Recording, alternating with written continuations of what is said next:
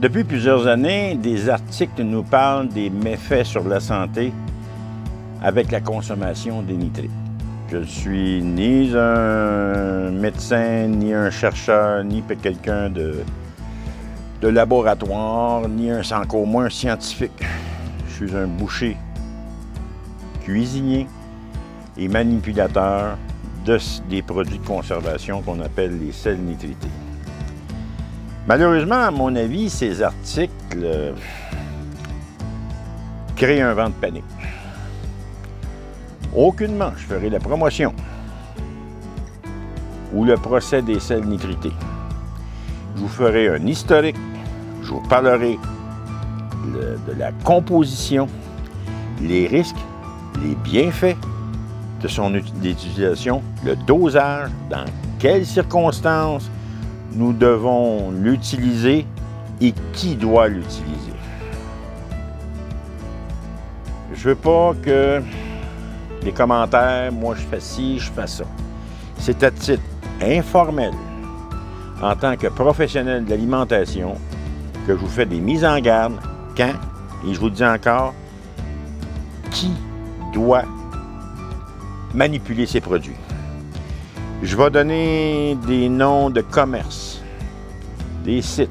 Je ne reçois aucune rémunération. Je le fais à titre informatif.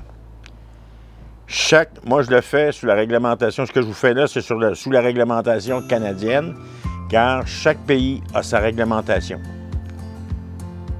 Je vulgariserai de mon mieux afin que vous compreniez bien le sérieux de ces produits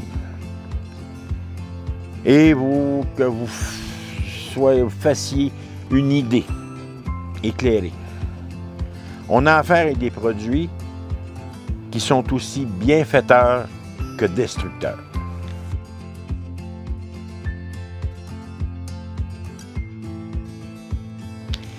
Les nitrites nous viennent du salpêtre ou sel minéral. C'est le résultat par oxydation de l'azote dans l'eau.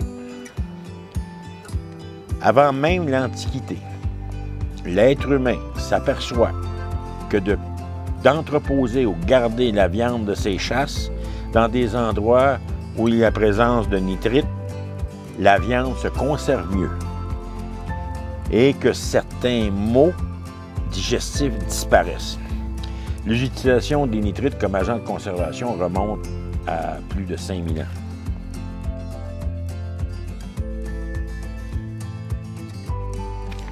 Des études que je considère sérieuses nous parlent, mais c'est sérieux de toute façon, nous parlent que les nitrites dans le système digestif se transforment en nitrosamine. Et en grande consommation, en grande concentration, serait une cause de risque de cancer. Beaucoup de pays ont légiféré sur les dosages et la diminution d'utilisation des sels nitrités.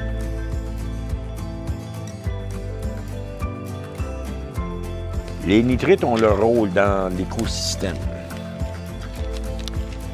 et nécessaire au développement des plantes. Serez-vous surpris d'apprendre que 85% des nitrites que nous consommons nous viennent des légumes, par exemple le céleri, la betterave ou l'oignon. Un pied de céleri standard vendu en épicerie contient autant de nitrites que 80 à 120 tranches de jambon. Et ce n'est pas une raison pour arrêter de consommer des légumes. La nature fait bien les choses. Après avoir utilisé les nitrites pour sa croissance, notre céleri utilise ou sécrète de l'acide ascorbique, de la vitamine C, pour éliminer toute trace de nitrite qui retourne dans la nature. Nous, en charcuterie, nous faisons le même procédé.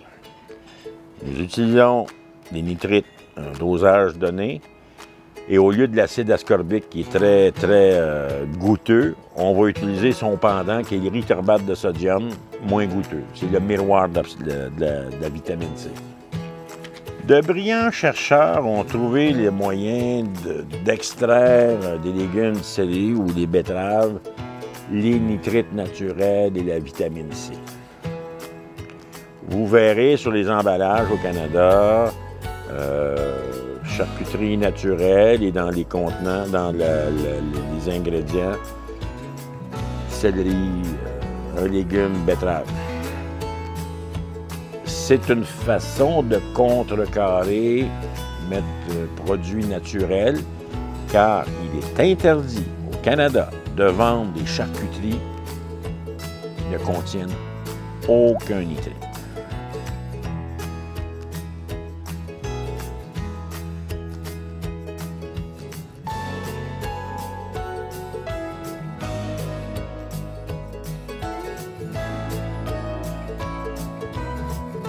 Remontant à plus de 5000 ans, là, aucune réfrigération disponible. Les nitrites, on dit qu'ils gardent la couleur. Mais c'est quoi cette couleur? La couleur des viandes est due au contact de l'air avec une protéine qu'on appelle myoglobine, qu'on appelle communément le sang, mais on reviendra. Plus le taux de myoglobine est fort, de fer, plus la couleur, le rouge, sera intense, en dégradant bœuf, porc, poulet, par exemple. La myoglobine se perd à la cuisson. C'est là d'où vient le terme viande saignante ou bien cuite, ou s'écoule peu à peu dans votre emballage. Continuez quand même à demander vos viandes saignantes. Tout corps organique, après sa vie, entre dans une phase de décomposition. Tout aliment. Une faune microscopique fait son travail, rendant de plus en plus l'aliment impropre à sa consommation. Certaines de ces bactéries et toxines causeront de maladies de bénignes à mortelles. Je prends par exemple la salmonelle qui cause la salmonellose, le listeria qui cause la listériose, attention, femme enceinte, le Clostridium botulinum causant le botulisme. Ces toxines sont les plus létales connues sur la Terre. Ni le froid, ni la chaleur, ni le vide vient à bout de cette bactérie, cette toxine. La maladie s'attaque au système nerveux respiratoire, entraînant parfois la mort. Dans des conditions, les nitrites font barrière à ces bactéries. Toujours dans des conditions de manipulation hygiénique.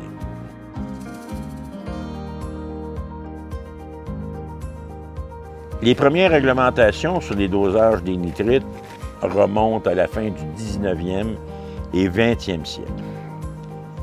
C'est quoi le sel nitrité? Il existe deux classes de sel nitrité. Le numéro 1 pour les produits cuits dont on parle aujourd'hui et le sel nitrité numéro 2 pour le séchage des viandes en lactofermentation. On parlera de ça plus tard. Jamais vous ne trouverez de nitrite pur, sans permis. Le nitrite est le principal ingrédient de la composition de la poudre à canon. On fabrique des explosifs. On parle de sel nitrité numéro 1. C'est un mélange de sel régulier, sodium, et de nitrite. Sur le marché canadien, on retrouve des mélanges de 1 à 12 %. Le plus utilisé, on l'appelle le nitrite 64, 6,4 %. Ce qui veut dire, sur 100 g de sel ou 100 g de sel nitrité, il y a 93,6 g de sel régulier et 6,4 g de nitrite. Au Canada, le dosage. Pour une viande de 0 à 30 % de gras, le dosage est le suivant. On parle de saucisses, on parle de bœuf fumé, smoke meat, jambon, salami. Pour chaque kilo de viande, 3 grammes de sel nitrité, 64, c'est pour une carte. Numéro 1. Et 0,5 grammes d'érythorbate de sodium. Les proportions, 100% de viande, 0,03 de sel nitrité numéro 1, 0,005% d'érythorbate de sodium, ce qui donne 200 ppm. Je sais, c'est beaucoup de chiffres, mais là, on va y aller sur le pratico-pratique. Pour vous expliquer c'est quoi 200 parties par million dans un kilo de viande, vous allez imaginer ou prendre 10 000 $ en jetons de 1 $ que vous allez étendre. Bien il faut. Vous allez prendre 2 jetons de 1 $, valeur de 2. Alors, quand vous regardez votre grand ensemble, le petit trou que ça a fait, les 2 $ enlevés, c'est ce qu'il y a de préservatif ou de conservateur dans votre viande. L'érythorbate rentrera en action pour neutraliser totalement le nitrite. Chose bien importante, ce que je vous donne comme chiffre comparaison, ce n'est pas pour le bacon, ce n'est pas pour le saumurage. C'est 2 formules totalement différentes. Le bacon, à cause de son taux de gras de 40 %, c'est une autre formulation. Mais on reviendra dans d'autres vidéos.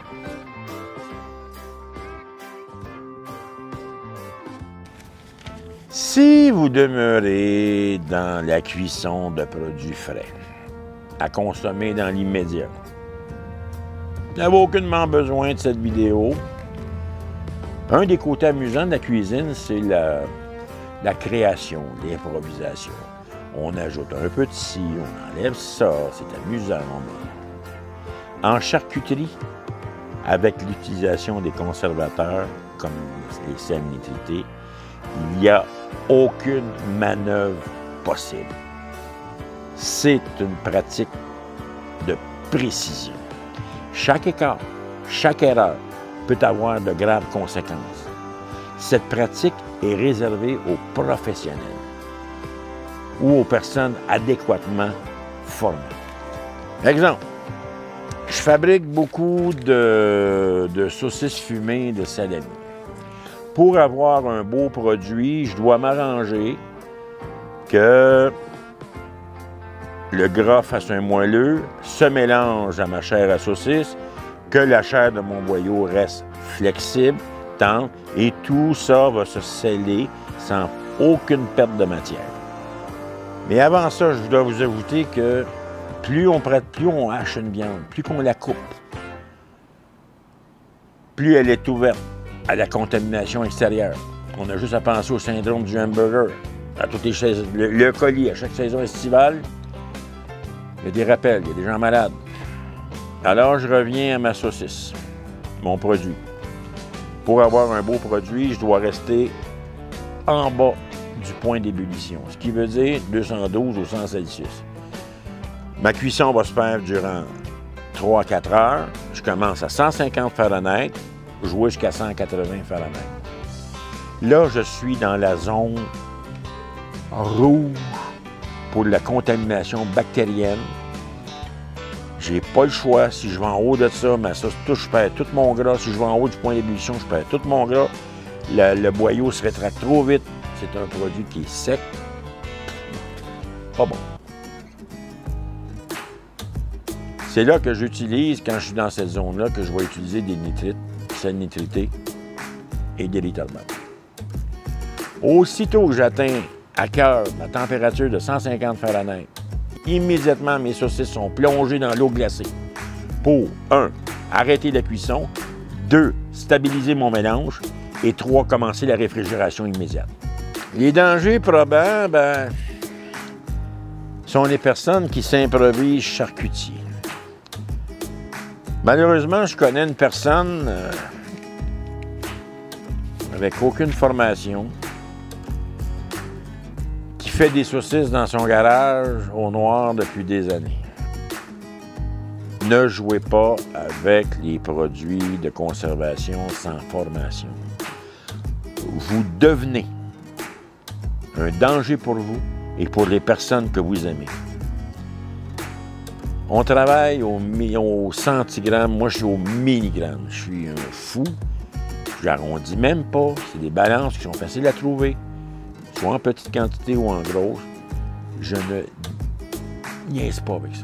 Je travaille au milligramme de précision. Si ça vous chatouille tant que ça, de grâce, je vous demande de suivre une formation. Et la plus démocratique, c'est celle donnée, une formation itinérante donnée par Michael Béliveau, mieux connu sous le nom de maître fumeur, un passionné. Je les ai suivis, incognito, comme observateur, puis en fin de compte, il y a eu des trucs qui sont donnés. Vous passez de belles journées en compagnie de 30, 40, 50 maniaques de barbecue, de fumoirs, de des échanges. Mais sans ça, touchez pas à des produits, tentez même pas d'en faire. C'est pas par hasard que les boucheries et les supermarchés vous proposent des saucisses fraîches. Ils ne veulent pas prendre de responsabilité. Même que les épices utilisées sont des épices mélangées par des entreprises spécialisées telles Monto, BSA. Les charcuteries vendues en magasin sont faites par des entreprises de charcuterie, ou s'ils ont les moyens, embauchent un charcutier comme il m'arrive parfois de travailler. Mesdames, messieurs, c'est très sérieux. À cause de grands conflits, de famine, d'exploration, l'Europe, le monde méditerranéen, l'Orient sont des parents des charcuteries. La première armée professionnelle de l'histoire, les Romains, ont jeté les bases de la charcuterie afin de nourrir leurs soldats, leurs légionnaires. Surtout une force dans les saucissons. Il y a environ 400 ans, lorsque nos ancêtres, les premiers Européens, ont mis le pied sur les rives du Nouveau Monde, ils se sont retrouvés devant une abondance incroyable de gibier, de nouvelles terres à cultiver. Malgré certains conflits armés, il n'y a pas réellement eu de grandes famines. Alors, nos ancêtres, nous, on a eu un bon grenier d'aliments frais. Petit à petit, on a abandonné la consommation, c'était pas le goût. Alors, notre système digestif a évolué en parallèle pendant 4 siècles avec les Européens qui, eux, consomment encore traditionnellement et par goût de grandes charcuteries. On n'a plus le même système digestif qu'un Européen moyen. C'est pourquoi faire des charcuteries sans conservateur devient dangereux. J'espère que mon fabricant de saucisses au noir n'aura pas à se retrouver devant un lit d'hôpital ou une tombe à cause de son ignorance imprudente. Nous, les bouchers, les cuisiniers, travailleurs de l'alimentation, sommes les seules personnes autorisées à introduire des matières dans le corps d'un humain. Sans être médecin, nous avons une grande responsabilité. Je sais que ma capsule est alarmiste. Vous en savez maintenant un peu plus sur les sels nitrités. J'espère vous aider à comprendre les enjeux et que vous forgiez une opinion. Chaque pays a sa législation sur l'alimentation. C'est pour votre protection. Je vous remercie de votre attention. J'espère que mes prochaines vidéos seront plus olé comme j'ai fait d'habitude, de nourriture. Amicalement, vôtre, Mario Lucier.